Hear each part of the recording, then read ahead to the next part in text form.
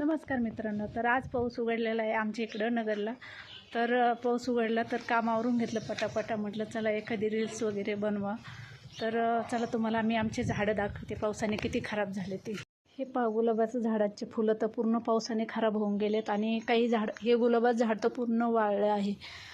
याच्यात फक्त शमीचं झाड आणि हे पारिजाताचं झाड खूप छान राहिलं आहे आणि हे मनी प्लॅन्ट पण छान आहे.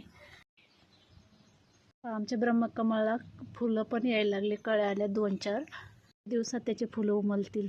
हे लिंबुनीचं झाड पाहू शकता. उन्हाळ्यात लिंब पिकत नव्हते आणि पाऊस झाल्यावर इतके लिंब पिकलेत, वरती तेवढे आणि खाली पण तेवढेच येतं.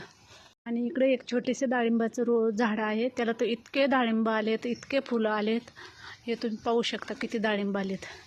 शेंड्यापासून ते बुडकापर्यंत डाळिंब आलेत. व्हिडिओ आवडल्यास लाईक करा आणि कमेंट करा. Bye bye.